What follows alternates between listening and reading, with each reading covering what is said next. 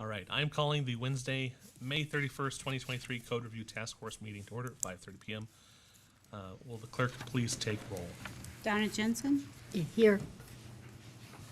Godin, Nimberdad. Oh, he's online.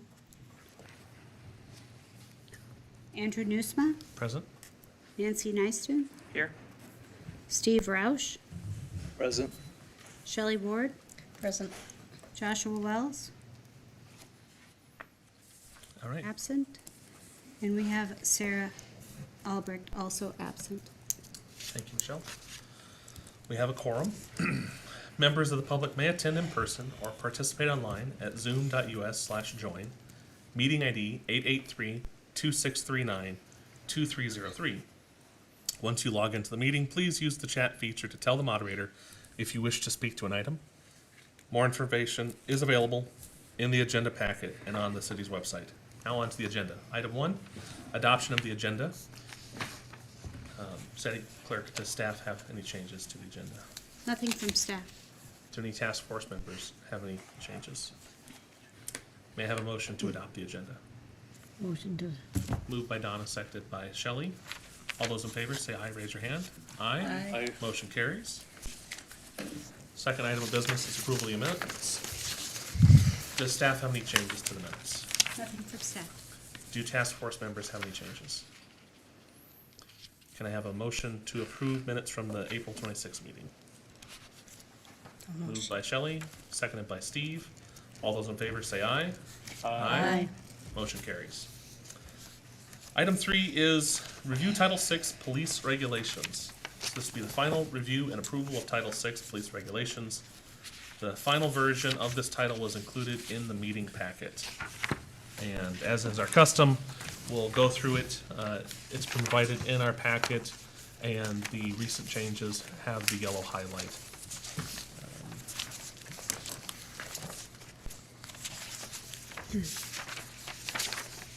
Chair, it looks like page 25 is the first page that has that. Thank you.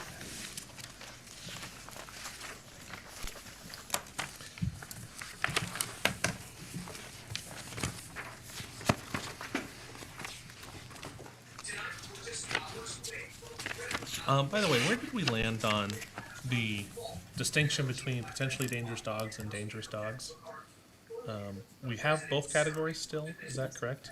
And then it's a slightly different regulatory requirement for each category, is that right? Okay. I thought that was, I don't know if anyone else saw in the news about the dog attack at the park here in town. Yeah. All right. Page, Dog on dog, right? yeah, yep. Yep. Does anyone else hear that? It was Oh, okay. Godin, I muted it. Gotcha. All right. So the exceptions, and this is in 6-2-18. This is talking about the animals that can be kept. The exceptions: persons may keep any type of animal in an area zoned R1A unless prohibited by other local, state, or federal regulation. Okay. Looks like the next change is on page 29, which is the permitted use of firearms. Unless prohibited by state law or federal law, the following are allowed. Okay.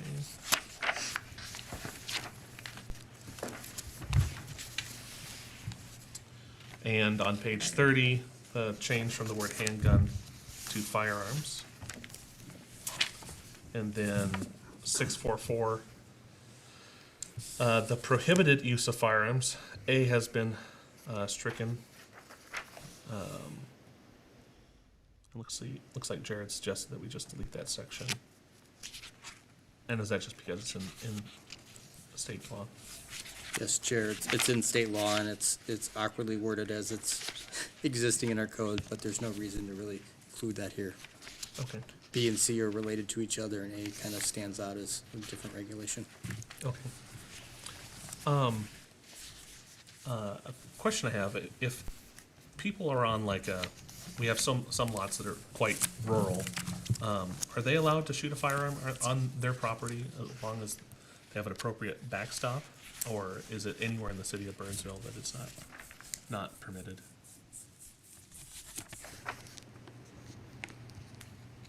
And maybe I direct that at our, Chair, members of the task force, I don't believe that that's allowed. Thought there was something in ordinance about an internal, like a basement or some yeah, I recall reading enclosure something about that. Shooting that you range. could, yes, Yeah. but you couldn't do it outside. Okay. All right. Chair, I think Yeah. that's 644B, just for the record. Yes. Yeah, no, I was curious if there were any exceptions to that, and, because I remember reading something about you could have something in your basement. Okay, page 31, this is the definitions section, and there's a definition for recreational motor vehicle, and it looks like there's a recommendation to remove motorized scooter and motorized skateboard from the list of recreational motor vehicles. Jared, why do you recommend removing those two things? Chair, members of the task force, looking at the definition of recreational motor vehicle, we're really talking about, snowmobiles, all-terrain vehicles, much bigger items, go-karts. So those two, to me, seemed much smaller and not like the other. We also have exceptions down further that we've included to make sure that we're exempting licensed moped, motorized bicycles, electric personal assistive mobility devices, as we talked about. So it's really just trying to clarify what we're getting at here, because our list was very expansive. It looks like we've got an edit error in there. It says does not include apply to. Yes. Probably should be corrected. Agreed. Both Okay. words. Yep. Use my big side of the brain too. And then on page 32, vehicles regulated by state law has been removed. And 653, operation of a recreational motor vehicle, with the exception of city or county public safety vehicles, which are exempt from this section. A recreational motor vehicle in the city of Burnsville may not operate. And then here's some explanations. All right, and an exemption for bikes that are not gas-powered. Question, can they, electric bikes, can they go on the sidewalks? Well, Sure they can. we have multi-use trails, but not just on a regular sidewalk. Can we Can- specify, no?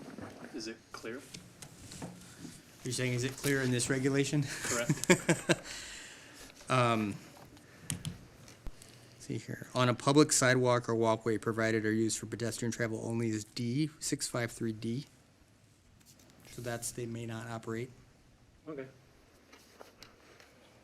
Is that regular bikes as well? Yes. So regular bikes may not operate on. Well, I'm sorry, strike that. We're talking about recreational vehicles, Yep. so we're not regulating regular bikes. Yep.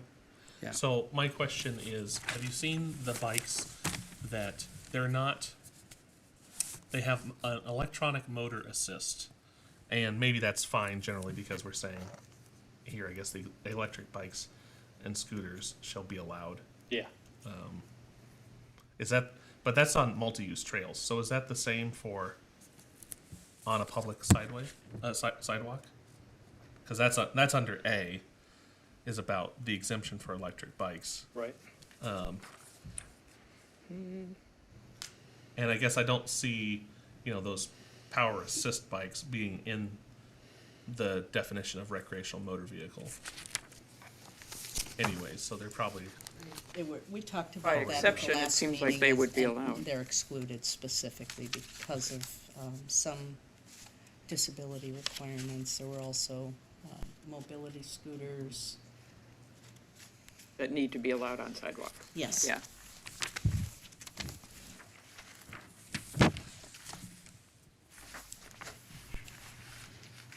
Good. okay, excellent.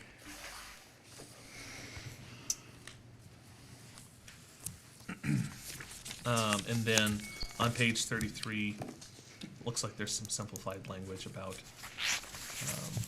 where they can operate in the right of way. Okay.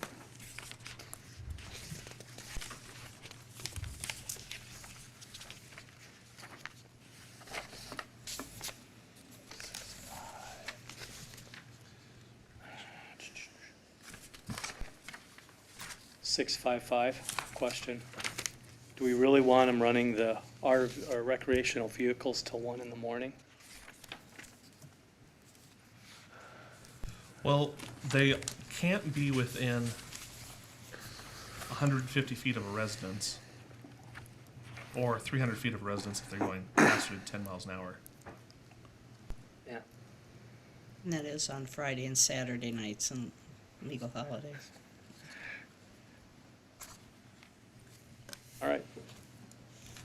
I mean, I'm personally, from my own experience, more concerned about people riding just regular motorcycles that go super fast up and down the street, and they're just regular are licensed unrestricted. vehicles. Or super loud. Yeah, they're not even I get it. restricted at all, so. Yeah. All right. Leave it alone.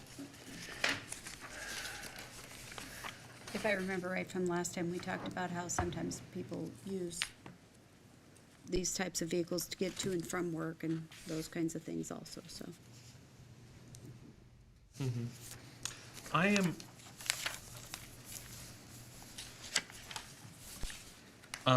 Maybe I'm getting a little stuck in the language, but as electric powered vehicles are going to become more and more common, partially related to infrastructure needs, the phasing out fossil fuels maybe, and over the next few decades, I'm a bit confused. So we have exemption for an electric bike and scooter, and that's allowed, but we still have recreational motor vehicles that we still regulate them if they have an electric motor, unless they're a scooter. Am I reading that right? So they can have an electric motor, but as long as they're not a bike or a scooter, then we regulate them like all the other recreational vehicles. Am I reading that right? Chair, can you say that again? Yeah. Yes, I apologize. Yeah. So am I correct that we regulate recreational motor vehicles, whether they are gas-powered or electric, unless the electric vehicle is a scooter or a bike?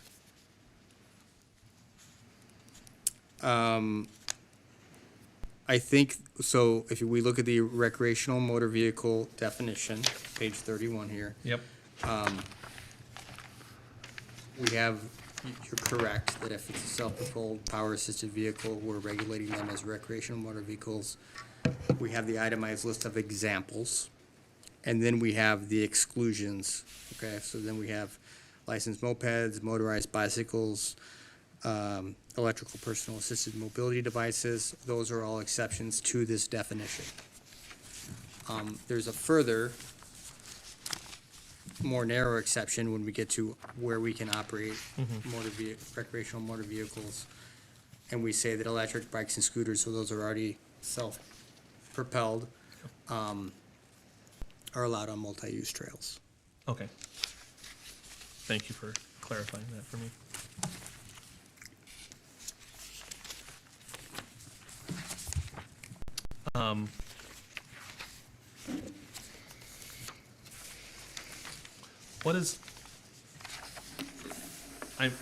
What I'm trying to understand is, we're saying, like, for example, trail bikes, that's something that is a recreational motor vehicle, but an electric bike is not for these purposes. And where I'm going with that is on page 34, is about the requirement to have a helmet. So, am I correct that if you're riding a scooter, you don't have to have a helmet, but if you're riding a trail bike, then you have to have a helmet? And a trail bike is like a Kawasaki dirt bike, is that right? Yeah, it's Okay. self-propelled. Okay. All right.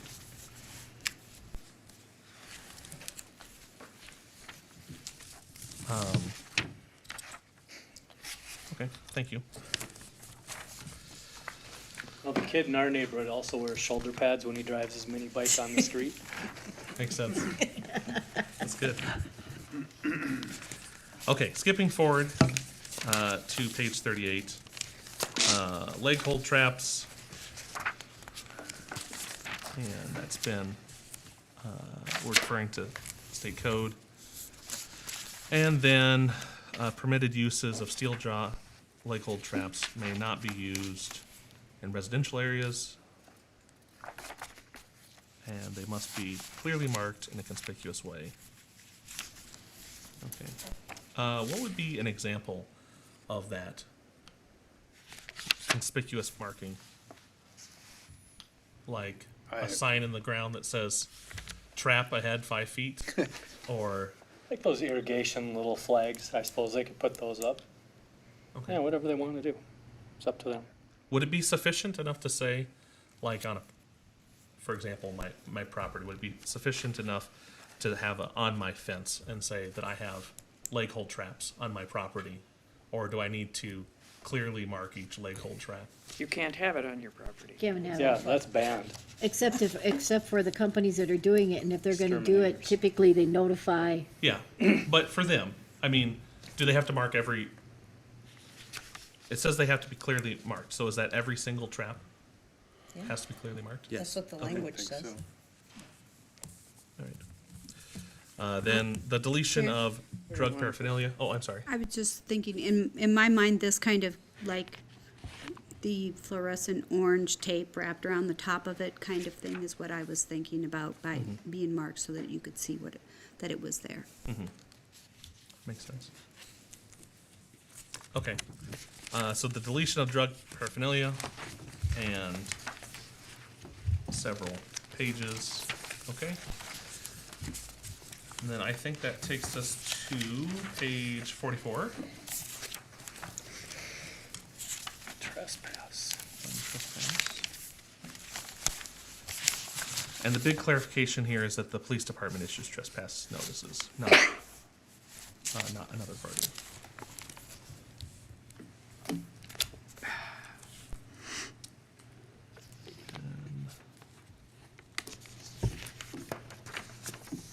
All right.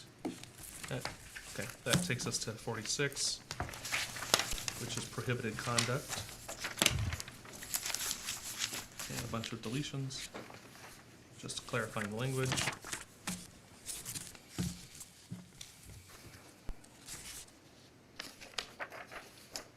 And then removal of more definitions, and that takes us to the end of the chapter. Title. Okay, I have one comment. Can you hear me? yes, we can hear you. Yeah, I think I brought it up before, but one more time. The title, Police Regulations, is not really descriptive of what is in it. If you reword it as the regulations for safety and comfort, because that's what we are talking about here, aren't we? Okay, Reasonable? so something like public safety regulations.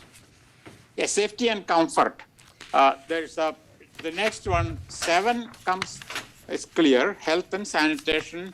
Of course, there's aesthetics also there, but here, this is public safety and comfort. Shall we? Chair, I believe we discussed that and last Yeah. time very I know. thoroughly, and that we voted on that issue, or was it council had input on that, remind me. I think what we did was we talked about how these were all things that were enforced by the police department, and that's why That's why it's they're labeled. named as police regulations. If the task force thinks it would be more appropriately named public safety regulations, I don't think that would make any difference to us either.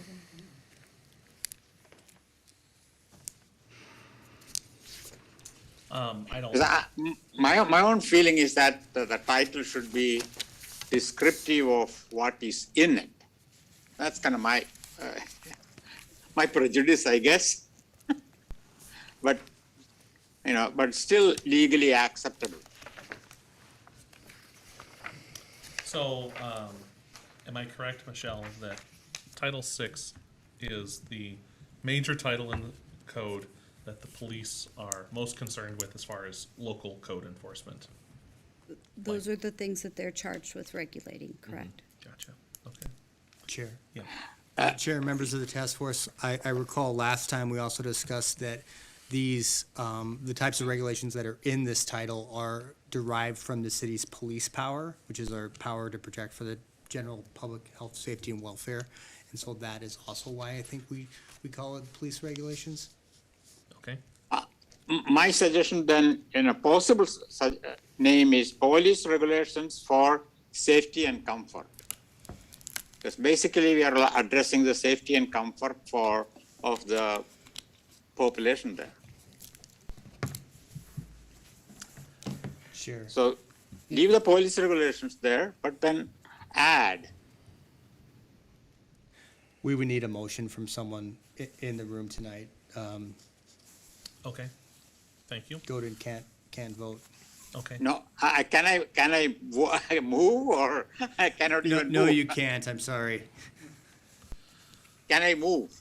No, you can't. Not move. Nope. I cannot move. I Nope. cannot move. Okay. Okay. Would anyone like to make a motion on that? I would move that we change it to public safety regulations. Okay. Is there a second on that? I'll second that. So, discussion, I think that, I mean, part of our charter is to make things clear. I think public safety regulations is a fine title that's both descriptive and still makes it clear that these are the regulations that the police are going to enforce, and it's for the benefit of public safety. Any other discussion? Some of it is for comfort, some of it is for safety. So that's kind of why I said, for example, noise. Noisy parties, avoiding of noise is for comfort. Sure. So Yep. safety and comfort are both involved in these regulations here, I think. Okay. Does anyone else want to speak on this before we vote? So the motion at hand is to rename the title from police regulations to public safety regulations. All those in favor of renaming the title from police regulations to public safety regulations, please raise your hand and say aye. Aye. All those opposed, please raise your hand and say Wait, go back to Nancy and I. Nancy, okay. All those opposed, raise your hand and say nay. Nay. Okay. All right, the motion fails. Okay, I would propose to accept all of Title VI as presented tonight. Can I get a second? Second. Seconded by Shelley. All right, no final discussion. All those in favor of approving Title VI as presented tonight, please raise your hand and say aye. Aye. It's unanimous, motion carries. All right, Title VII, Health and Sanitation. So, we made it through up to page 63, I think, is where we need to resume. Thank you, Shelley, for leading that last time. Do you also want to discuss the changes from Sure, last week, we the could do yellow? that. Yeah, Okay, so let's look at page 53. And it looks like there's just a rewording. The following activities may not be done prior to 7 a.m. and past 10 p.m. All right. Good.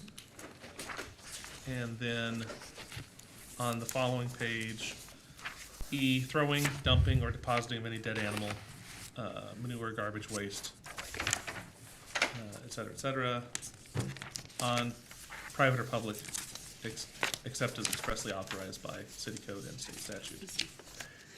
Chair, what page are Mr. you Chair, on? where are you? 54. Question. Yes, Can you bury a pet in your yard? No. I would think so, because it's not dumping. Okay. I mean, as long as it's not just throwing it on the ground. Okay. Chair members, we have had that question before, Okay? and we have permitted it, provided it doesn't create any nuisance conditions. People got to bury things right. Okay, is that, is it just that plain, or does the city have regulations on pet burial? It's not addressed that I'm aware of. Okay. Alright, short of carcasses, which is mentioned in there. sure. Understood. Okay, the other change is about minimizing blast to keep vibrations to a minimum. Well, that's just like explosions. Yeah, because we do have the active, there's one active license for blasting in the city, and it's at the quarry site. Oh, okay, cool. All right. And then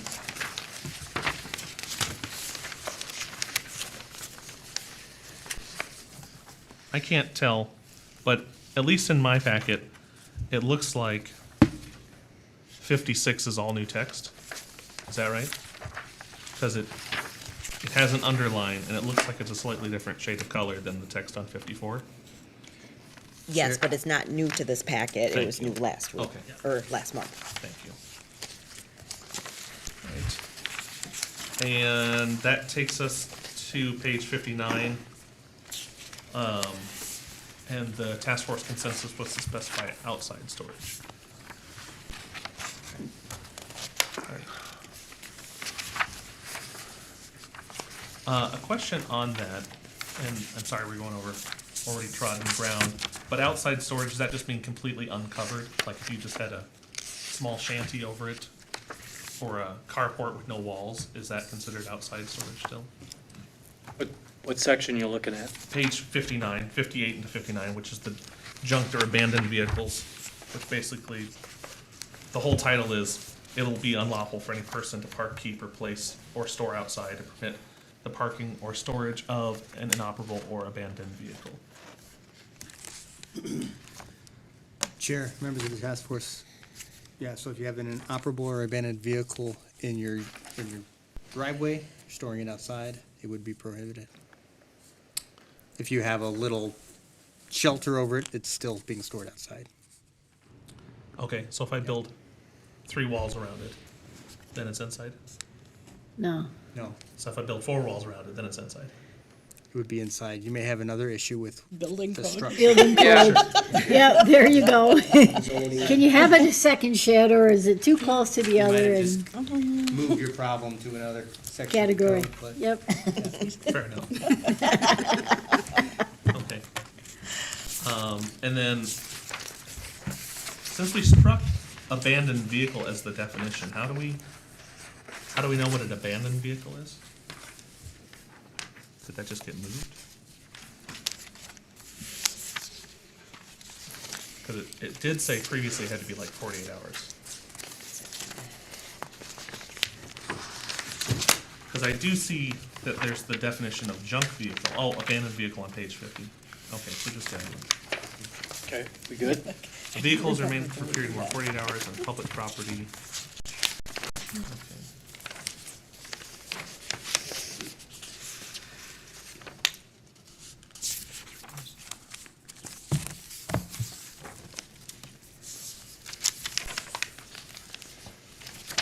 Okay. So I need to go back. Page. How long? So I'm seeing that abandoned vehicles are considered abandoned, but only after 48 hours. And only on public property. So if it's not on public property, then it's not an abandoned vehicle. It'd have to be an inoperable or junk vehicle. Should the phrase inoperable vehicle be changed to junk vehicle? No, No? two different things.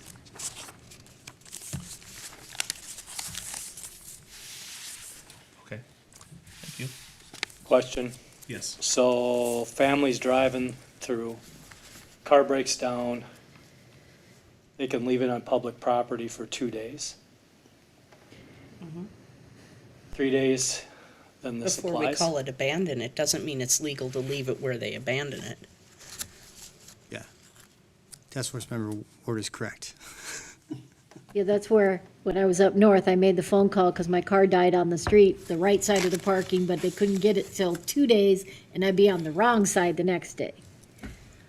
So that's where the contact to the local authorities saying, here's my car, here's my plate, here's where I'm at, we're good. Okay. Maybe I'm missing it. Is there a time clause for junked or abandoned vehicles? I'm not seeing, like, abandoned vehicles has to be more than 48 hours. So if it's less than 48 hours, it's not an abandoned vehicle yet. But I don't see any thing for junk. Well, I guess actually it'd be an inoperable vehicle. I guess I'm confused. What are And you, I what wasn't are part you of- trying to get at? What I'm what confused the is, problem it's, the title is junked or abandoned vehicles, but then we're not talking about junked vehicles, which is a defined term, we're talking about inoperable vehicles. So should that be, The title, is that, should the title be changed? Since we're talking about abandoned and inoperable vehicles and not junk vehicles?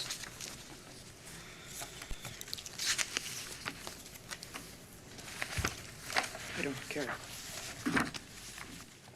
Chair, members of the task force, what I might suggest is adding junk to the regulations, so do not permit the outside or permit the parking or storage of an junk, inoperable or abandoned vehicle.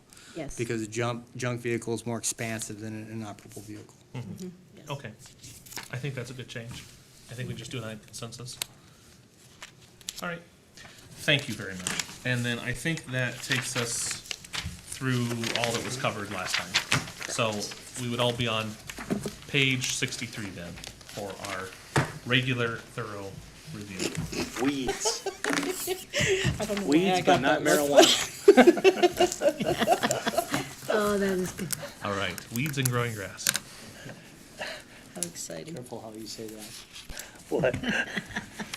Yeah, Is it legal yet? August 1st. August 1st, August 1st. you can grow your own, August 1st. It's not a weed. Well, it's a weed, but it's just, Is it a noxious weed? No. Oh, it's a Okay. legal weed.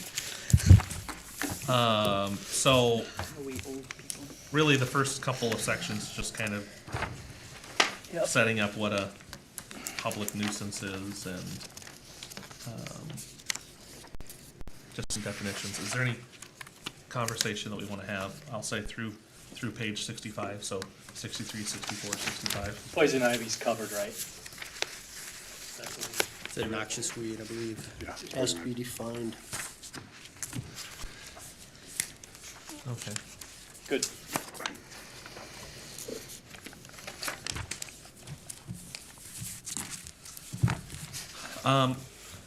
Forgive me if I am premature, but is there a part of the code that, or is there something in state law that says, like, for example, cottonwood? I don't know anyone that really loves cottonwood trees, especially not in their backyard, but is there any place in the code that says certain types of things just can't be grown like cottonwood? If you plant a cottonwood tree, you can't do that. Chair, members of the task force, I'm not aware of anything in our code that has that. Okay. Or state statute, I couldn't say. Okay, Probably some restrictions somewhere on trees, but okay, I don't know what they are. They don't sell them in tree sale, so. yeah. Yeah, Yeah, but you Maybe beat some it. invasive species that you don't permit, but that's basically governed under federal law too. okay. All right, thank you. Anything on 63 to 65? This is, maybe not part of this, but this indeed applies only to private property, or is that what we're talking about? Yes. So this, in theory, the city could grow all the noxious weeds they want. Likely. In my opinion, no. Excuse me. We would have to follow this as well. Okay. Shelley? Where does it say that this doesn't apply to the city and that it only applies to private property? I don't know. That's- I don't see an exception for public land or, Yeah, I don't either. Comments on that, Jared? Members of the task force, we would be working to follow this code as well. I mean, if it's located somewhere out of sight, I don't mind. Obviously, we don't know about it, but in highly used areas, we are working to prevent it from propagating. But, I mean, clearly, we're actually talking about all property, regardless of ownership or, In my opinion, yep.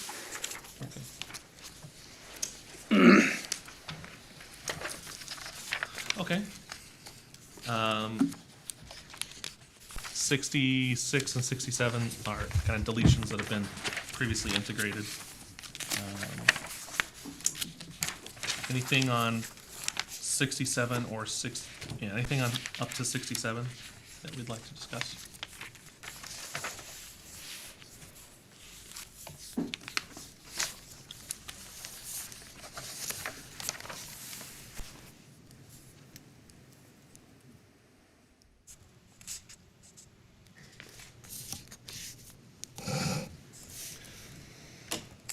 Chris, can you tell me, is there a section of the code that specifies that you have to grow turf grass in your front lawn? Pardon me, I didn't. Do you have to specify? Is there anywhere in the code that specifies that you have to grow turf grass? Like, could you rip out all your grass and put in rock, or could you just kill all your grass and let it be dead grass? I can say bare soil would not be permitted, Okay. but we do have folks that have landscaped using gravel, bark, rocks, mulch as well. So I Okay. don't think it'd, be outright prohibited. There's some language in the zoning code, I think, that addresses that too. Okay. If someone alternatively wanted to have a really big garden and just plant their whole front lawn as a garden, is that allowed? To your knowledge? I don't know of anybody who's done it. There's a You know a front couple yard who that, will now. It's the only place I don't know I've if you're talking specifically a vegetable garden or a flower garden, but Either. there's a house near, Getting Pond Elementary School that has just plants and flowers and whatnot in the front yard. I think it's only a problem if it obstructs views on the corners for the Yeah. type of plants would be the only issue with that. Yep. Yep. And then there is something in the code about you can't have over a certain percentage of hardscaping. Like you couldn't just make your whole front lawn a parking lot. There's green Yeah, space no. requirements. Yeah. Okay. Yes, Shelley. So if there's green space requirements, rock would count if somebody did like a rock landscaping motif like they do in some of the desert states, that would not meet code? I think that'd be considered hard surface. Decks are hard surface. So a deck would be a hard surface, but my limited reading of it is that it's about the fact that those surfaces they only shed Drainage. water. They don't allow water to be absorbed. Whereas if you had, rocks the size of my fist in your yard, that would allow water to be absorbed. So I think this is more of the zoning code, but in my opinion, well, like decks, most of them have little holes, gaps between the boards. Sure. That let water go through there. We still consider that hard surface. I believe something that's just landscape rock would be considered hard surface by our planners. Okay. That's what I think is the case. Okay. Gotcha. I Thank think you. there are some some differentiations noted about impervious surfaces, but again, we're looking at the zoning code for those types of clarifications. Sure. Mr. Chair? Yes. There is a section on forestry in chapter 8.3. We've been looking at that one, and it looks like that we don't prohibit any type of trees, but if they're dead and dying, then we can make you take them down. But Okay. that doesn't stop you from, I guess, plant. But I think the state statute would say what you can't plant. So you can't go plant an ash tree right now. Okay. I'm not sure about cottonwood. You don't want to know how many times at pools, being in the industry I'm at, they put cottonwood trees near a pool. What person was not thinking or That's the walking? filter company. They're running. It was Well, it must have been a intentional. heck of a deal on the trees or something, and they want something fast, because holy Fast cow. growing. Yeah, they are fast growing. Shelley? Can I ask one more question? Will you be here when we go through chapter 8? That'd be the intention. Okay. I'll save my questions for And that. it's Title 8, right? Ryan's like, I Title gotta eight. get prepared. Is that what we call it, Title 8? Title, okay, Title 8. Thank you. Yes. All right. So, bottom of 68, we see that there's a redundant section. Any discussion on page 68? Yeah, so is this where we would define where people have to put their garbage cans or couldn't put their garbage cans? Under 7.1.10? We talk about bulk containers, but we don't talk about the individual ones. Well, the city council changed that in the last couple of years, To what? that you can put it in the front of your yard or side of your yard. It can be visible from the street, whereas previously it had to be covered or have a fence in front of it and not visible, but they changed it a couple of years ago Yeah, that's in Title 10, the Within 5 zoning feet of code. the side yard. in zoning. Okay. And they put it Not in allowed front of the their front garage face. door? No, they cannot. So that's in section 10? Yeah, it's titled, it's in zoning for storage. Under 7.1.10, should we put a reference to it then? That would probably be an okay idea. We don't always do a ton of references. Jared? Maybe we just delete Chair, it. members of the task force, I think it's unnecessary. Just delete it. That section of the code will be what we refer to if there's an issue. All right. Okay. Does this body plan on reviewing those zoning, or do we stop before zoning? We're not reviewing zoning. Okay. As I understand it. This body, of course, has the option to provide comments for those titles as well. If you want to provide comments for the planning commission during their review. But that, I think what I just interpreted what you said, that would be like, just Any as, other on my own time, not as part of a formal.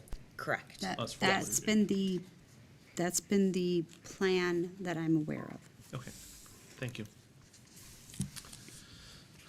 All right, 69, there is some discussion.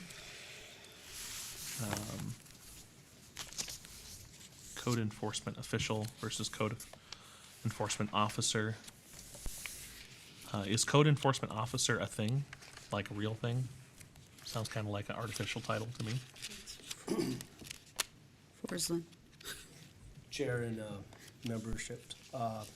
I'm guessing that the intention here is just anybody who's authorized to enforce those sections of the code. Okay. Maybe something that, well, or their designee or other authorized individual. Would you object to the replacing of the word officer with official on 69? No person shall obstruct the code enforcement official or their designee. No objection. Okay. Anyone have any issues with that? Nah. Okay. And then Shelley had a question. Is each day a separate offense? It says it is, and I'm questioning whether that's appropriate and if it disparately impacts low-income individuals who may not be able to comply or might need assistance. Are we on a specific spot here? Yeah, 7.1.10.3C. So it's the second to last sentence right. on 69, or section in 69.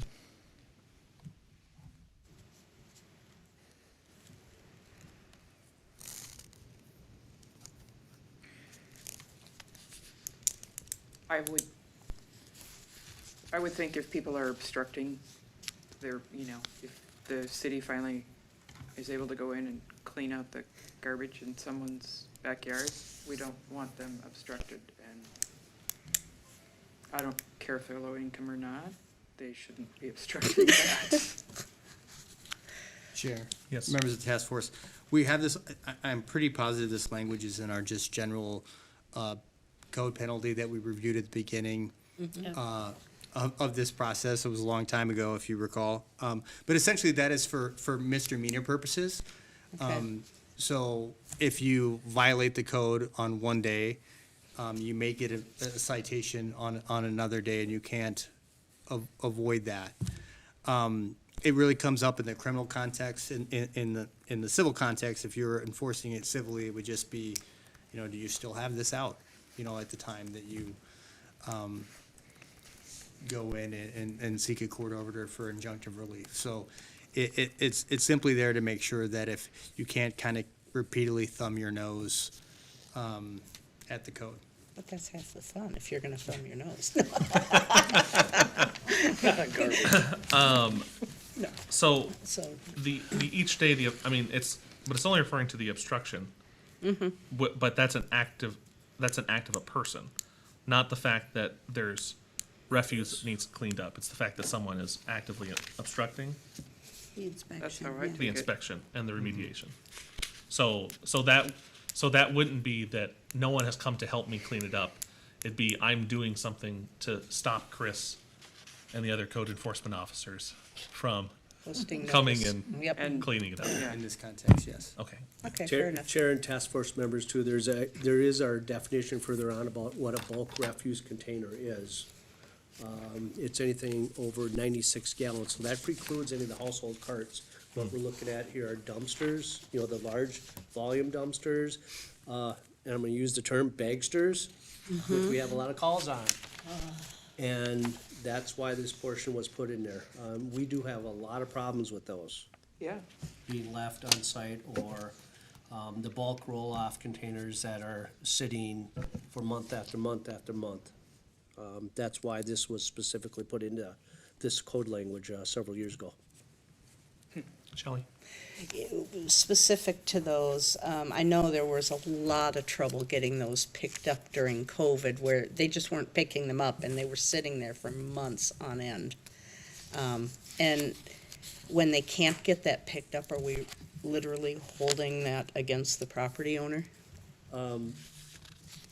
We contact Waste Management because they've got the specialized equipment to lift the bag up, and they will pick them up upon our request. And then we will assess back the property. Gosh, I wish I'd have known that when I had one in my front yard. They wouldn't pick them up during COVID. I had one, I was under construction at the time with. Yeah, there was a lot of problems that were going on during COVID, whether it be driver availability or, for our instances, these things were frozen to the ground too quite a bit. So it's not a good time. Interesting, thank you. Okay. So I think that'll take us into parking and the use of parking areas 69 and 70. Any comments on that section?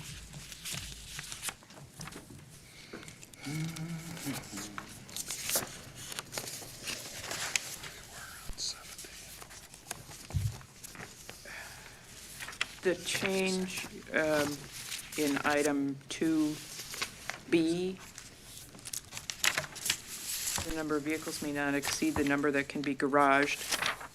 It is like nouns turning into verbs, but anyway. And parked on the property, why would that be chosen rather than the driveway? It implies to me that you can start parking on your lawn with that language. Chair, I'm thinking that this refers to how sometimes people can park a camper or a boat on the side of their house, like next to their garage, and it has to be on a certain type of surface, Okay, so just to account for those. to account for All those right. other vehicles that are not specifically, they're kind of like parked for the winter. It's not type. really a driveway, but it is, But okay. it is an acceptable right. parking place, yes.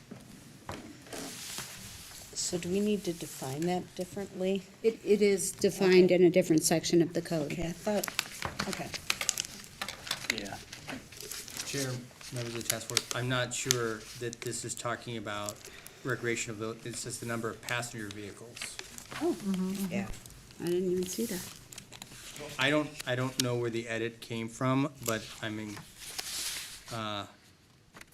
inclined to agree that off-street and on driveways Would be, probably be left in. yes. Yeah. Would a Winnebago that is a passenger vehicle, but also classified as a recreational vehicle, It's licensed as a passenger vehicle though. It's addressed elsewhere too. Good. So keep off-street on driveways. Yeah, Okay. Yes, absolutely. So a fifth wheel camper is not a passenger vehicle. There's a length, on their requirement, they have to be, I believe, 22 less feet than or less. 40 feet. Oh, 22 foot if it's, Oh, if it's they a- use it on a daily basis. okay. Oh, that's for commercial, okay.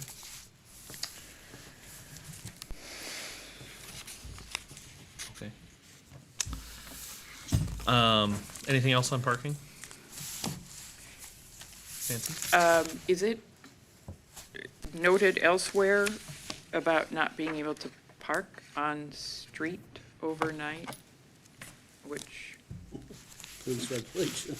Yeah, I think I Was it vaguely in recall there? that in the police Yeah. regulations, and you can like get a permit.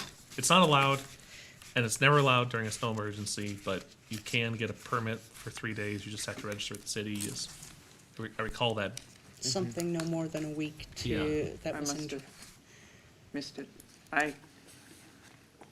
I've never understood why Burnsville doesn't allow parking on the street overnight. And I have never known of an official snow emergency.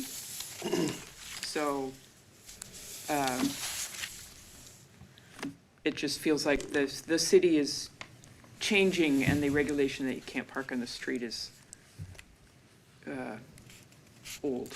Well, there. I guess. I mean, there is in the heart of the city area. I think you can park.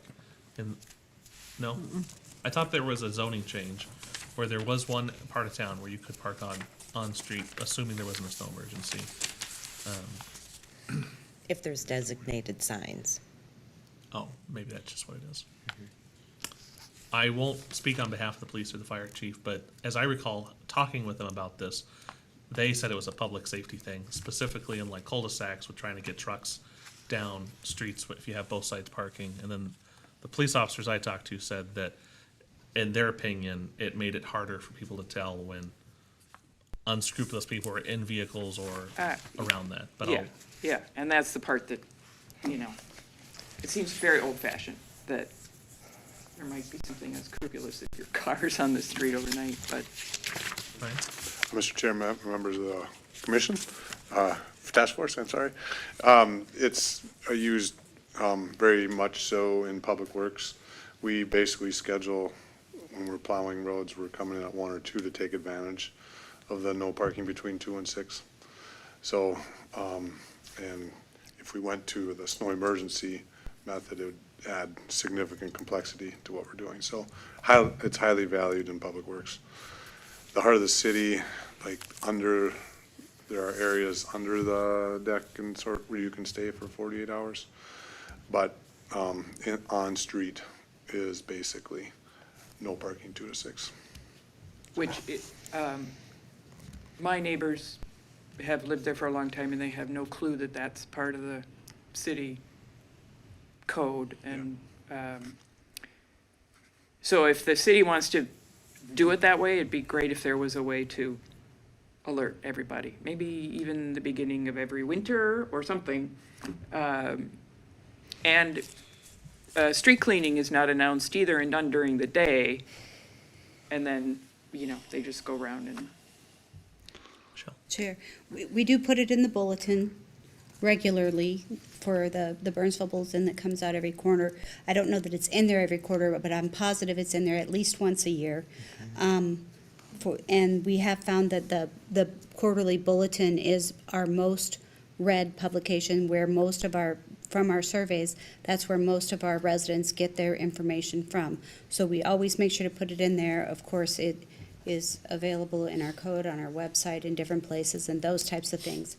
I can also tell you that we do get many complaints about the overnight parking, especially in some areas where semis try to park in less busy areas overnight and that kind of thing. And also that it's enforced upon complaint. So if nobody complains, then they're probably gonna keep parking there unless it's just by chance that the police happen to notice it. And I think that unless there was like some sort of maybe like a large party at 3 a.m. or something like that, they may notice it then. But if it's just one single car parked on the street, it may not be worth their time to stop and investigate it. A lot of times people will be sealing their driveways and they'll park on the street overnight. And No that big is deal. exactly why they have the 3-day exception, where you can get get a a parking permit. We had that happen when we did our driveway as well. Get the little parking permits online, or if you, for instance, if you have somebody coming to stay for the weekend, maybe their vehicle doesn't fit in your driveway, if you have a one-car garage or something. So that would allow them to park on the street on a temporary basis. Steve? I think putting that in the quarterly update, what you just said, you know, if you want to park on the street, online permit thing.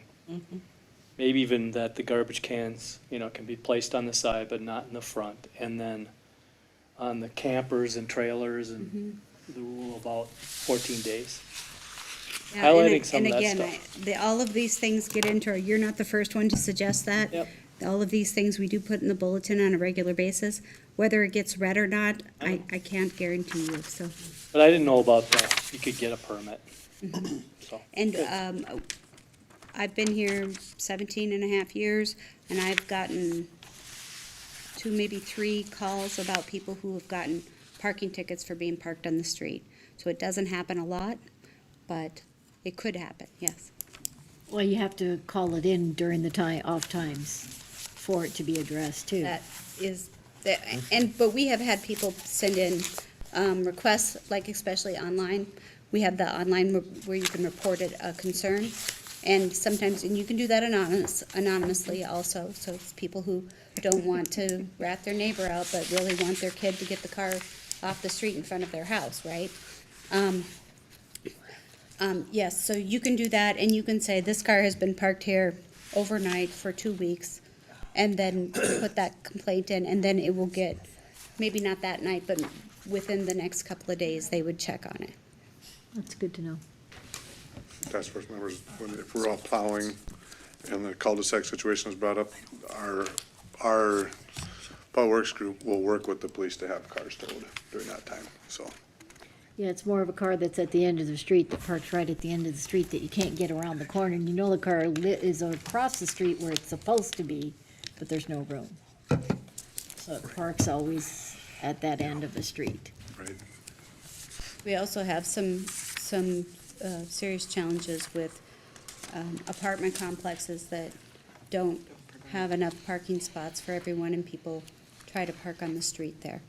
So there are some challenges with it. Yeah. Okay. All right. Anything else on parking? All right, temporary construction noise permit. B, 12 a.m. Why do we want them doing construction till midnight? Well, normally they can go up till 10 p.m., excuse me, so it's just a 2-hour extension. And you can only do it for what, 7 days? And you have to notify all properties in 350 feet. Yeah, the permit's for 3 evenings consecutively.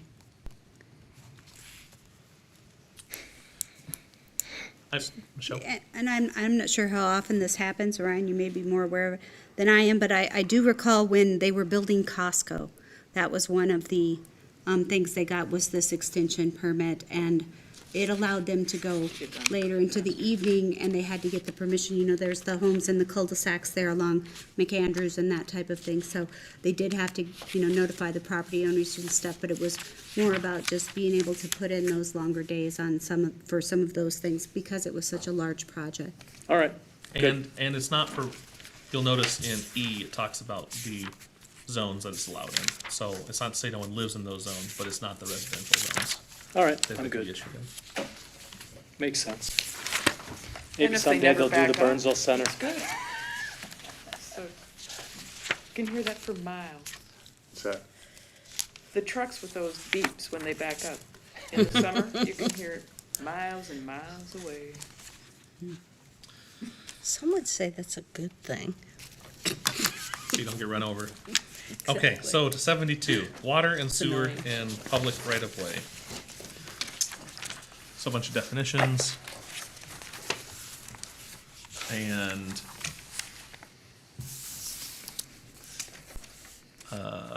water meters must be purchased through the city and installed to code.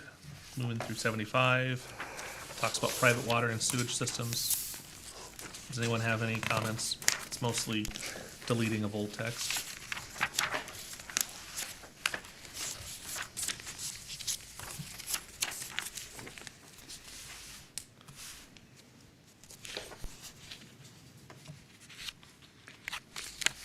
And meter readings on 76.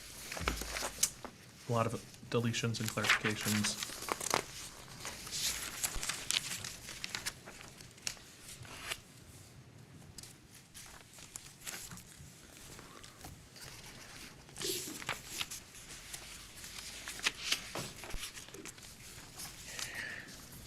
So maybe all the way up through 78. Any comments or questions?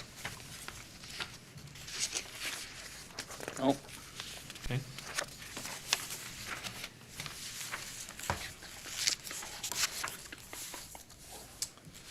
All right.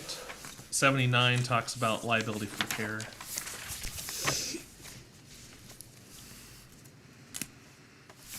Which is basically right at the curb is where the city's responsibility stops. Is that right?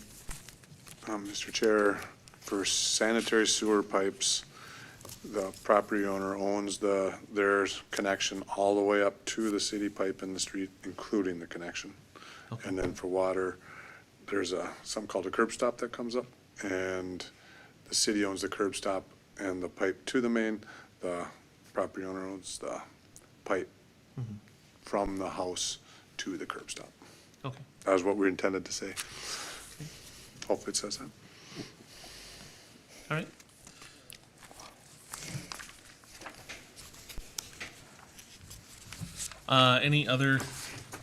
Any comments on 79?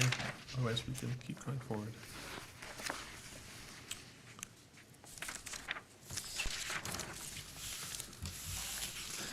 Into 80 and 81.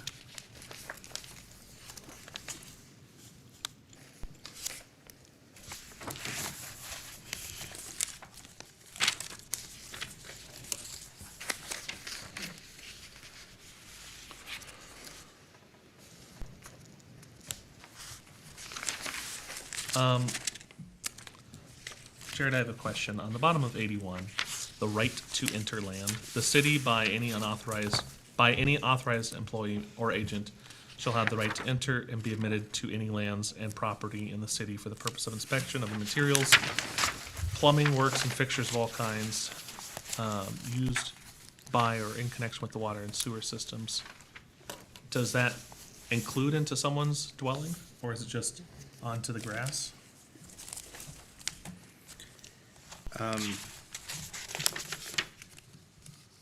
I think, well, it's written broadly, to lands and property, but in practice, if there was a reason to go into someone's house, we would get permission and/or we would have to seek an administrative search warrant. Okay, Michelle? I thought of an example. A few years back, we did a water meter replacement project, and somebody from a city's consultant had to come into every home and do some work to make sure that that was properly operational. But It they was thought, annoying when it happened. I mean, they knocked I on the thought, door. it went very quickly at my house, so. Yeah. it But was if- 15 minutes, but. Yeah, it wasn't, it was just annoying. I work from home and it interferes with my workday and there was no time to schedule. And so those things are an annoyance to people Yep. in certain circumstances. But I thought the city did their best. I mean, they gave us a several week period to schedule it. They weren't rude about it or anything. Ryan? Yeah, when we did the project, there was definitely attempts to not just show up at one day. If that happened, I apologize for that.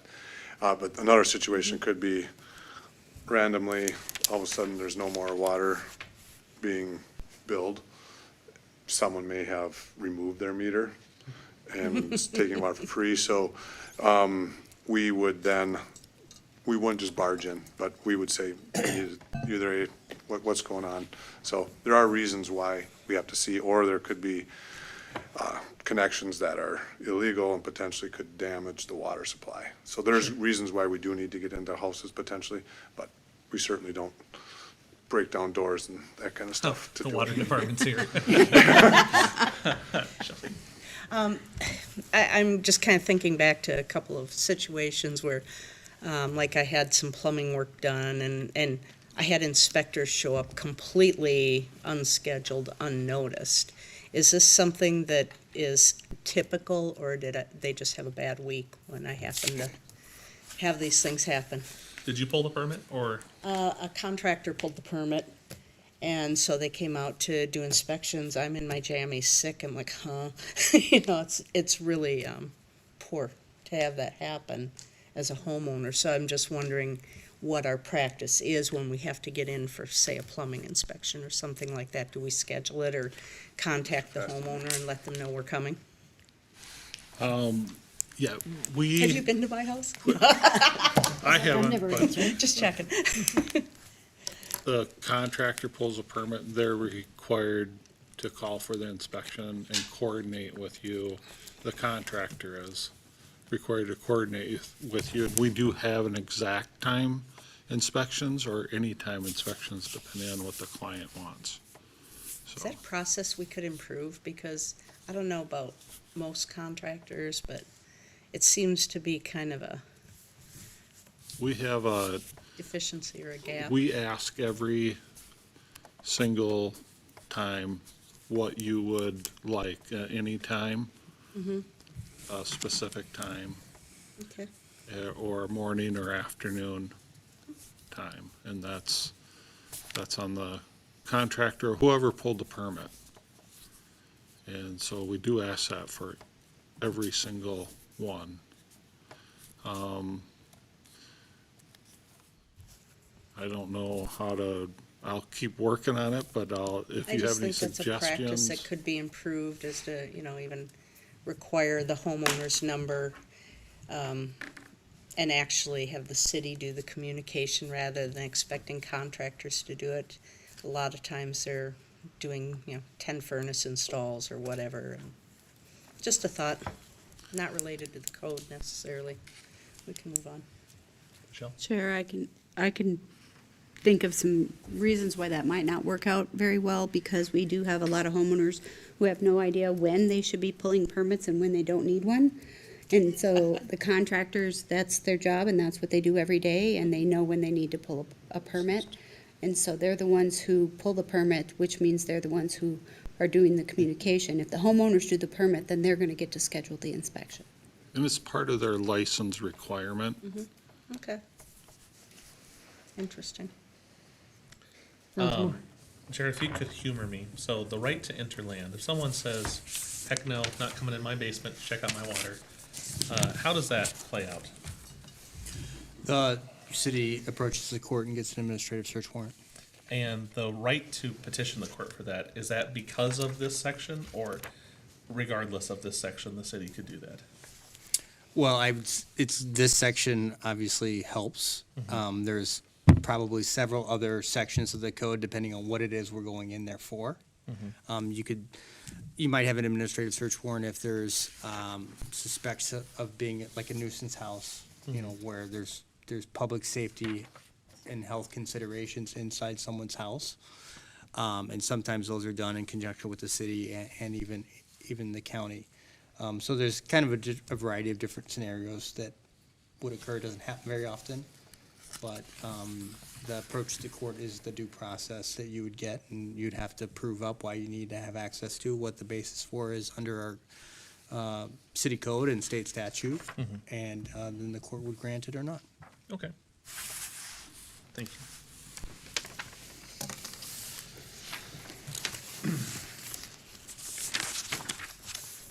I think we can keep going. 82 and 83. Any comments on prohibited discharge into sanitary sewers? Makes sense.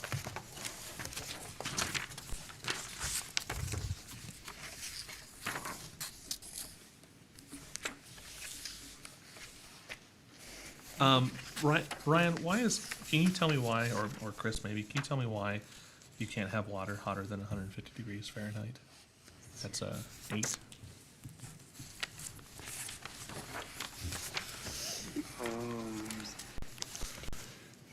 So all sanitary sewage goes to the Seneca plant in Egan.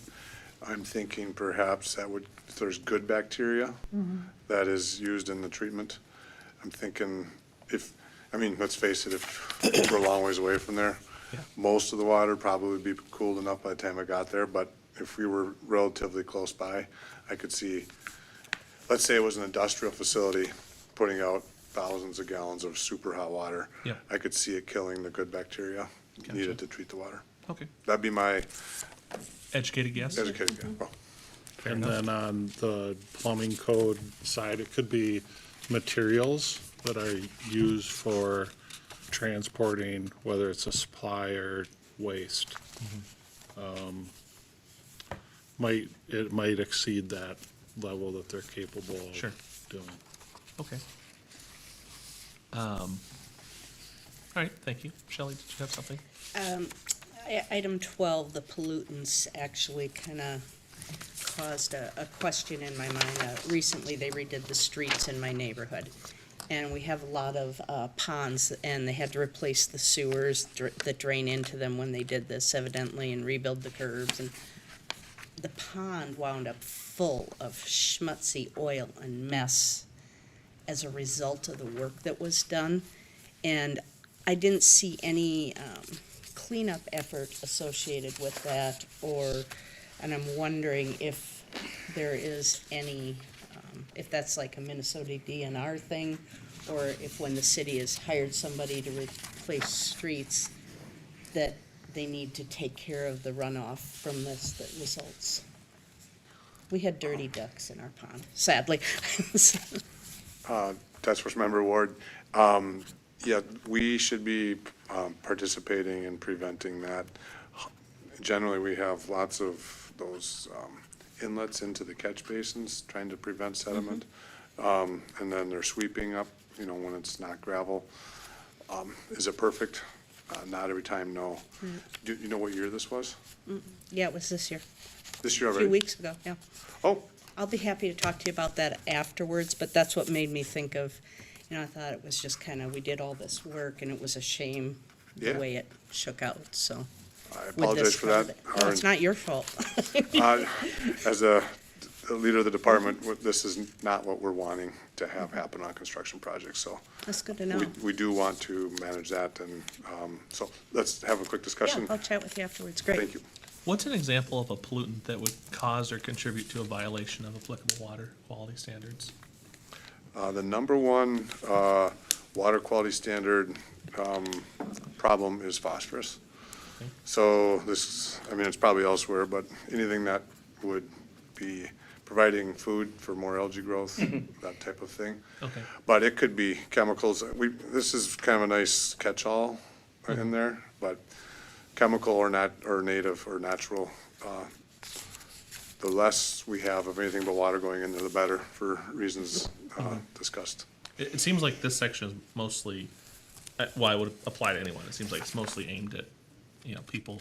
I can't think of anything I could do at home in particular, or that I would be doing at home where I would produce one of these pollutants. Is that? Mr. Chair, we've had problems with people, carpet cleaner companies Okay. go and dump their paint, even leaves into a catch basin is a problem. So that's what I'm saying, some of it's chemical and some of it's biological, but whatever we can do to not have anything but water going down. Yep. Everything else is a pollutant in some way. We either have to go in and take it out because it's reducing the capacity to treat water, or it's actual water quality standard reducer. Okay. Thank you. No problem. Anything else on water? I was involved in a factory, and they said, if you are sending certain chemicals, inform us early so we can counteract it. And in some cases that had worked that way.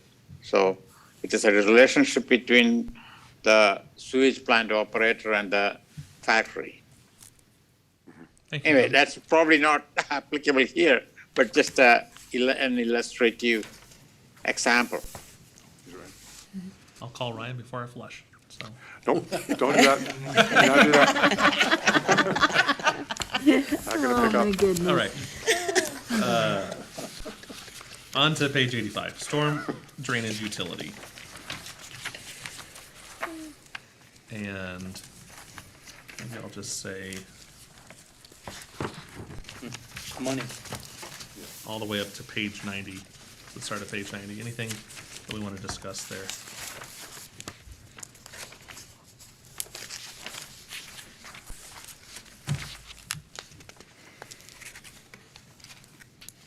So 86, 87, 88, and 89.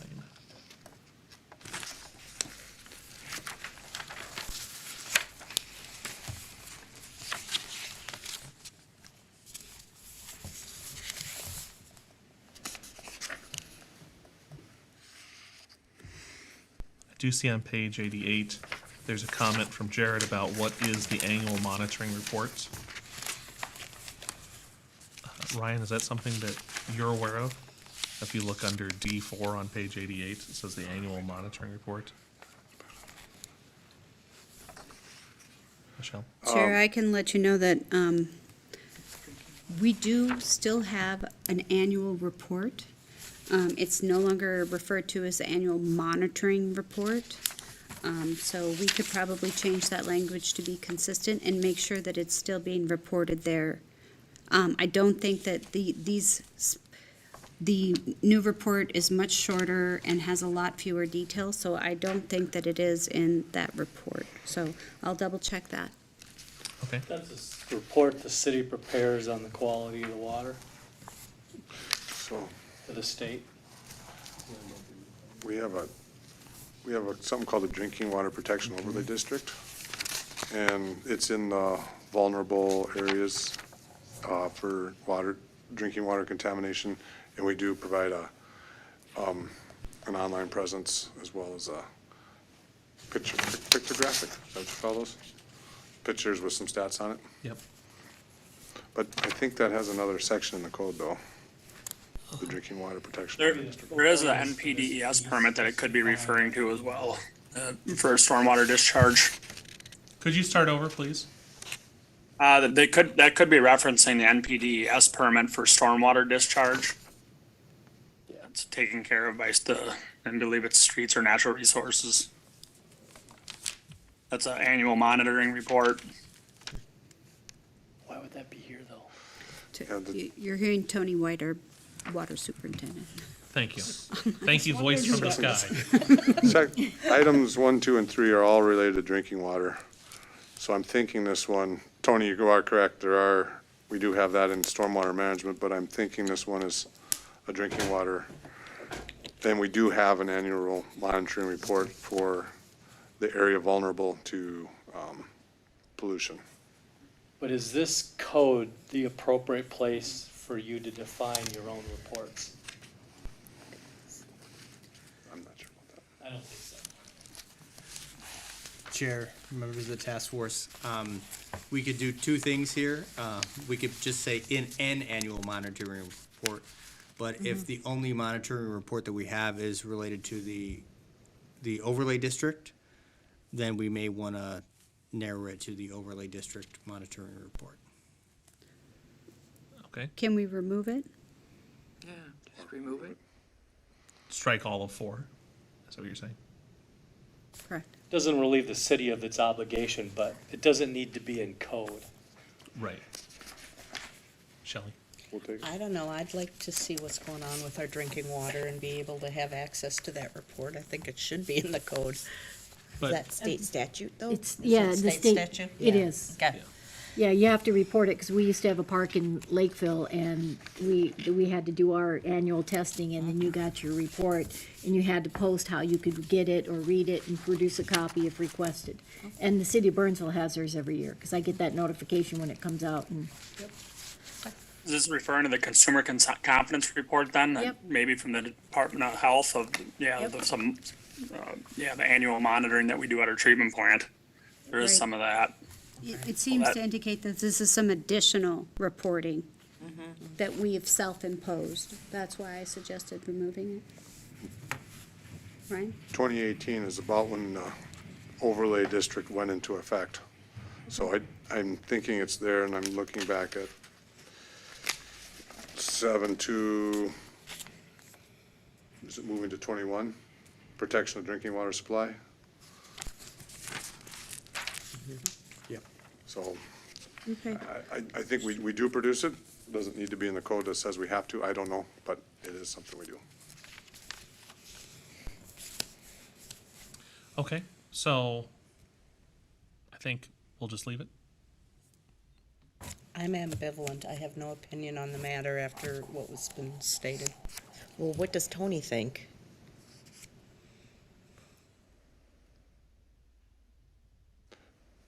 Tony, It's something can we you- will plan on replicating. It's a budgeted task that we do each year. Okay. So I don't, there's no harm in it, but if there's no reason to obligate ourselves to, I don't have a problem. I'm good either We way. can do a little research and come back next month with some clarification on that. Okay. Yeah, My only I agree point with that, is, because I don't think we I do most of the specified water code reporting, and I don't, every they can't think of the one called the annual monitoring report, so. Steve, sorry, Tony, we couldn't hear you. Oh, I was just saying, I have, it might be referencing a report that I currently do, but the annual monitoring report is not what I know it by, so might have to look into what this report could be. Like I said, Ryan could be right, it could be tied, if it's something that's newer, it could be tied to our drinking water protection overlay district. Okay, That we'll inspections look that we into do. it. Okay. Let's jump to 91. Mandatory emergency water conservation measures. California. Jared had a question on 722 about the filling of swimming pools, fountain spas, or other exterior. So is that disambiguating between indoor and outdoor, or is this just, you can have your private pool inside your house and you can fill it? I think probably the intent is all pools, regardless of where they're at. So would or other water features and remove the word exterior be appropriate? All right. Any issue with removing the word exterior? Okay. Not seeing anything. What, are you thinking of like apartment buildings or motels with interior pools? Sure, or anyone with a pool, because you just can't fill it. If it's already filled, that's fine, but you can't. Right, but you often, In your house, you're talking about, Yeah, we have them in Burnsville? Yes. Yeah, indoor pools? yeah. Hot tubs, yeah, same difference. YMCA, I suppose, or You got the splash pad, you know. that's outdoor. So basically, we're gonna say people can't fill their own pools, and then there's no place for them to go if they didn't get it filled in time. During a mandatory emergency water conservation measure, yeah, yes. but it's not just to We fill do it that every year, initially. seems like. It's not just to fill it initially, especially for an exterior pool. You have the evaporation of the water, you have the splashing of the water. So to me, this is saying that you shut down your pool. You can circulate it, but you can't operate it as you normally would for people to be able to use it. Because if you can't keep the water in, the system is not gonna work properly. Correct, during a water emergency. Right, that's what I'm, Yeah. yep. All right. So that's where it's saying that both, instead of striking it, you can just, or other interior, exterior. City staff, do you agree with Donna's interpretation of filling? Like literally adding any extra water to the pool is filling? In an emergency? Yes. Okay. Yep. Shelley? How often have we actually had to declare a water emergency? And when was the last one? Even 2 years ago, we went a certain way and made some more requests, but we didn't actually create an emergency. So Okay. we've been in 2 years of drought before this and still haven't had it gone to this level. Okay, So this is infrequent. this would be a pretty extreme circumstance. This would be. A real emergency, probably. Yep. As opposed to the Well, real non-emergency. all the fake, you know, Yeah, the fake ones we all have. the fake ones last we have, Couple you know. years, yeah. No, that makes sense. Thank you. I can elaborate just a little bit on that as well. The DNR is actually the one that would put out that a water emergency, and there is a state plan in place that we have to follow. So the one we had a couple years ago was a warning, and then it goes into like a watch phase, and then it goes into emergency, and each one of those steps gives a different level of things that we're required to hold people to standards of, and like not watering their lawns is inclusive, in pools and things like that. Okay, Thanks. all right. I think we're gonna continue on. Can I get some clarification? Was it interior, exterior, or was it just removing the exterior? I Where did we leave proposed it at? deleting exterior, and I Okay. didn't see anyone bristle at that. Okay. Okay. 92.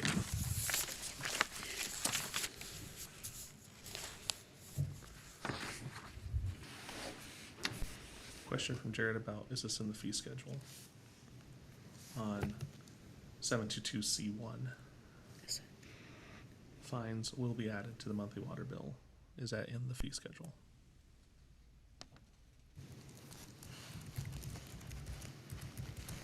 I'm not sure.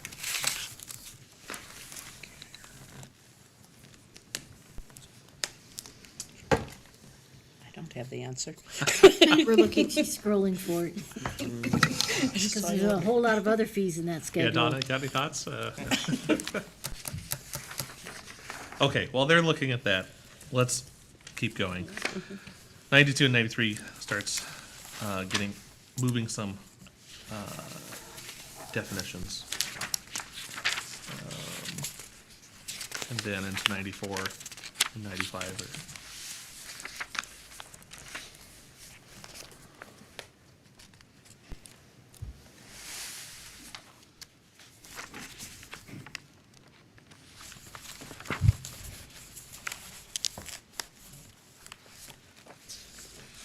okay. I'm not seeing anything. Does anyone have any questions or comments up through 95? No. Okay. Number 6, solid waste landfill. So the big change is that now we have a host community fee. So we didn't have that before, Jared, is that? We've always had that, we just, are articulating it. Okay, So let me interrupt real Yes, quick. please. Yes, that is in the fee schedule. okay, thank you. Does that change anything for you, Jared, knowing that it's in the fee schedule? Chair, we may want to just add language. I think every other time we've had language about fines, Okay. we've referenced a fee schedule, kind of adding our common language there. Okay. That's a good idea. Thank you. All right, 97, exemptions. 98 and 99, reporting requirements.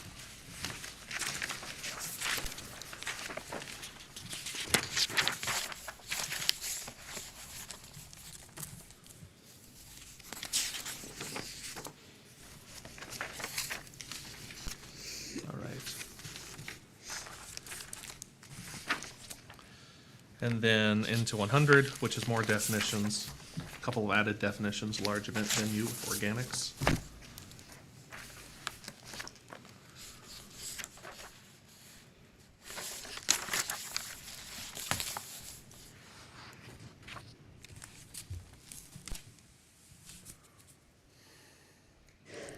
And into 101 and 102.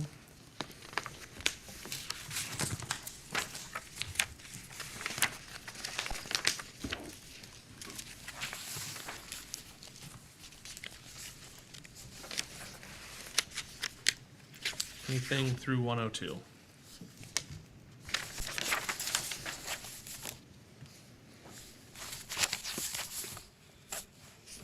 Okay, 103, license requirements. I'm sorry, I do have a question on 755, currently D5. information about the location and method of storage of collected organic yeah. materials. including evidence of This compliance. section relates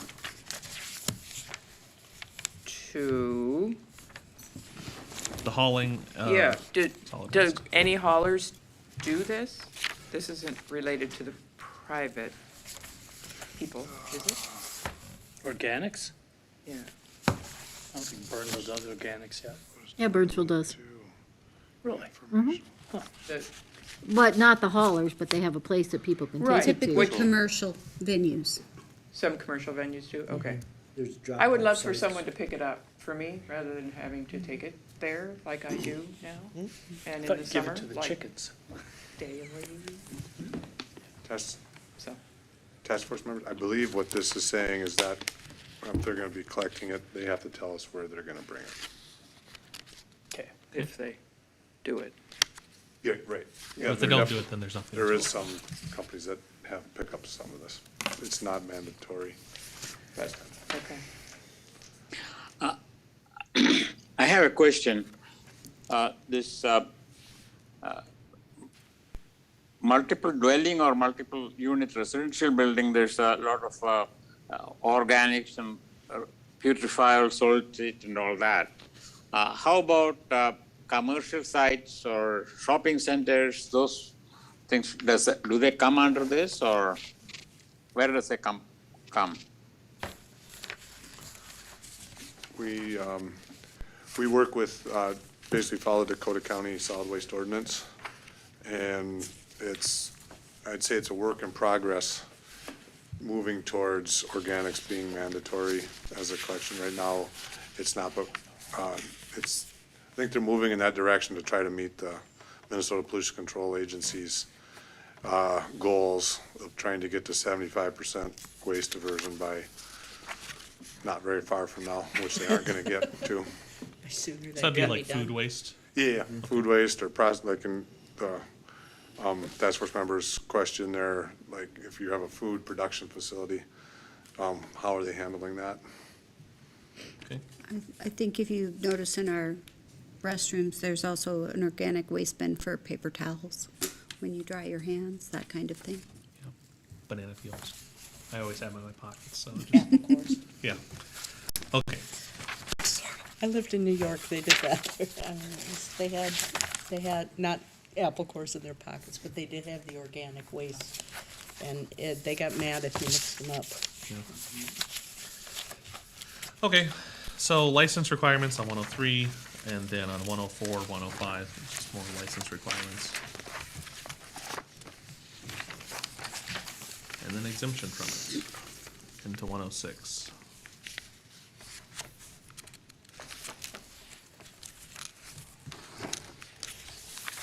And 107.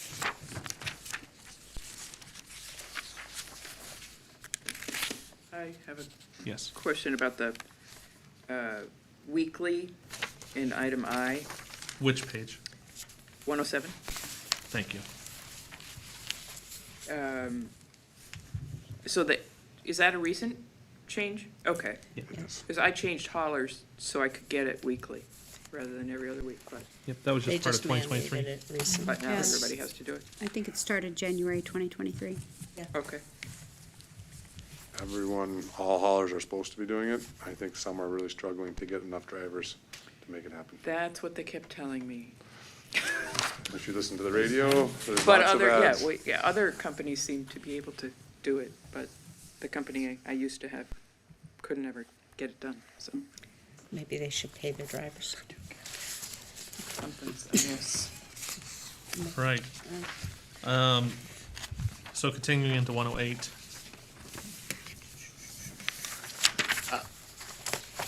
Sorry, before we go into that, just a comment. One of the things that we get by having so many haulers is that it's a nuisance. On that day, how many trucks come in my front, the street? Is there any way here to limit the number of haulers or something like that? So in terms of nuisance, it's an issue. and also having that many haulers coming in and out, there's a pollution effect. There's a road wear and tear. So,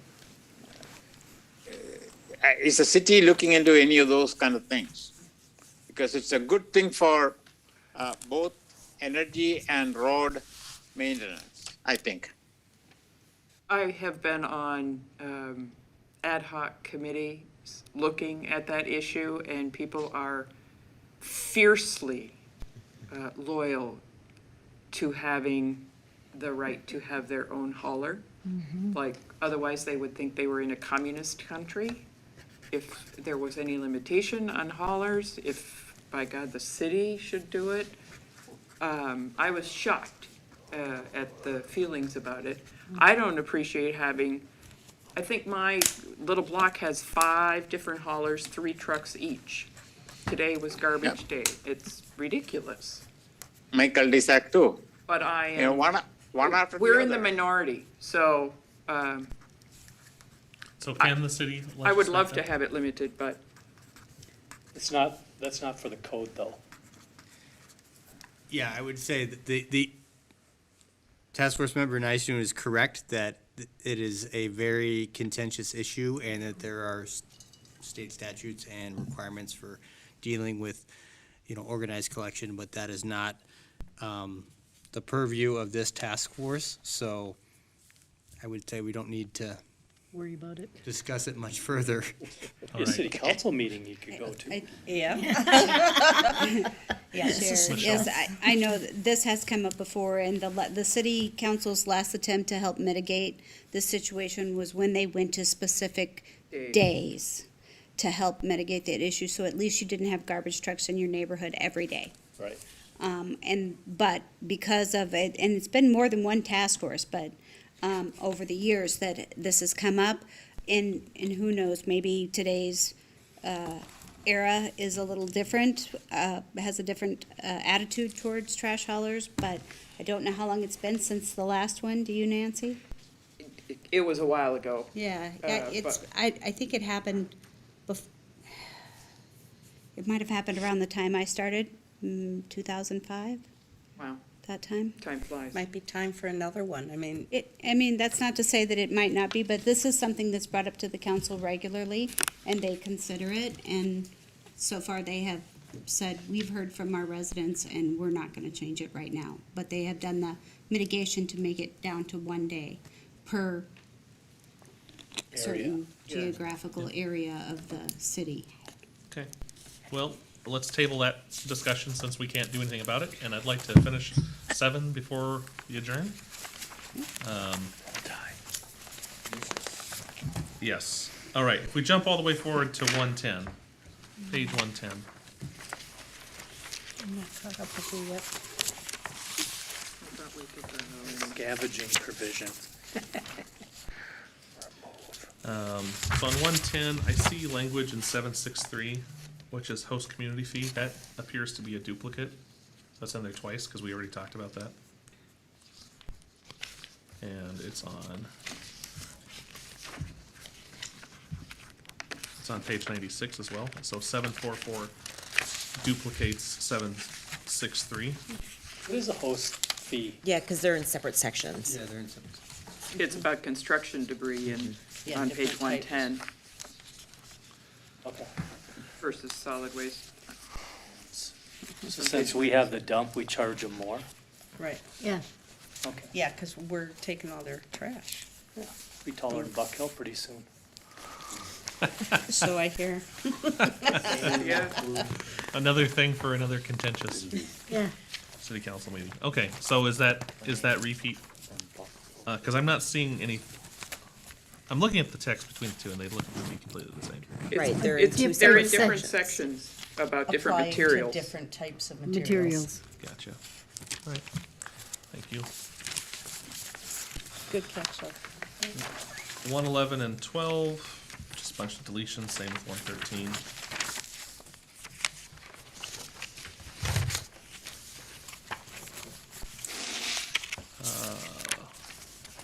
Composting. 114 and 15, that has some new text. around composting activities. Can't create a public nuisance. Shouldn't violate the law.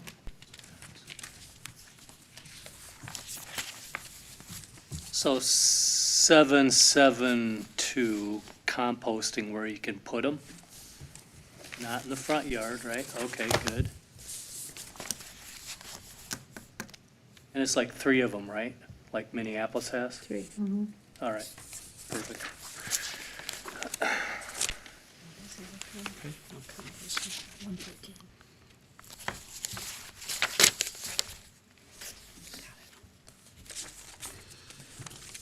Right. 115 into 116. Into 117.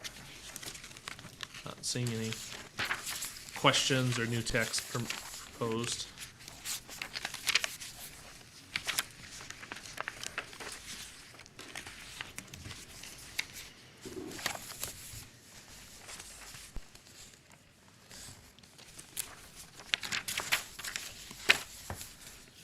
All right, and then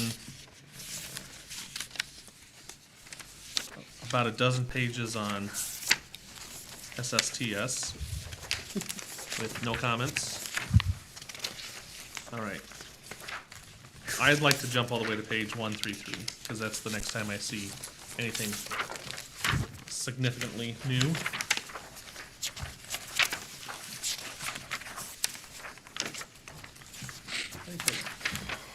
The ice here. Oh.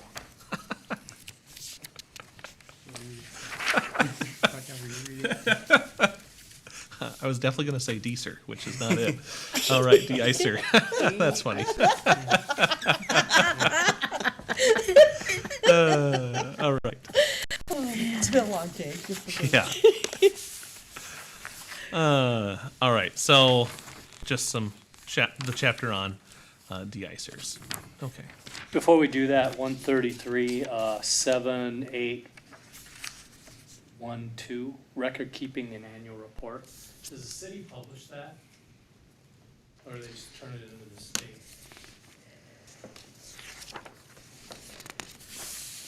That's the question. So the SSTS reports that go to the Minnesota Pollution Control, does the city publish those?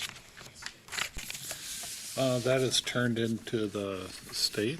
But not published. I would say if it's published, it'd be by the state, but not by us. Okay. Yep. If we have a copy of that report that we give to the state, it could be requested and we would need to provide it as public information. But it's not even, Data I don't even think it's a practices FOIA request, request. It's yeah. just. Okay, well, de-icers, any questions on that? No?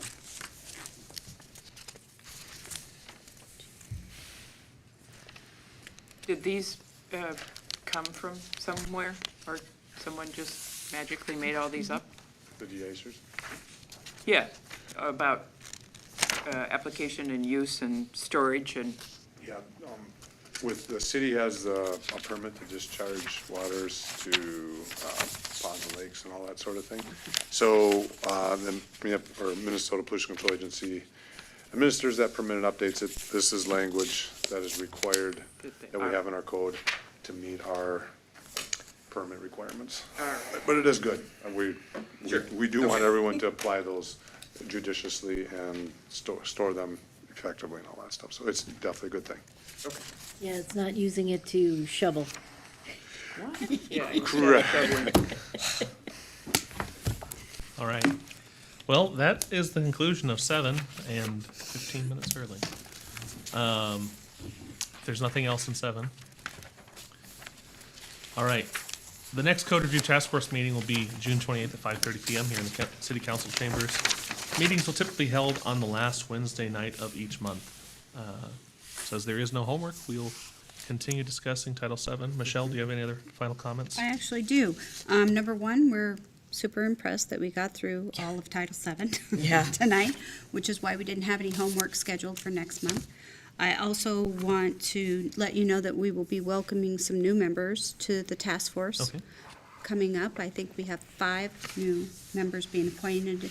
We have a couple members that have asked to go off, and then that should bring the total of the composition of the task force to 11, which All would right. mean we would need a majority, a 6-person majority quorum. Okay.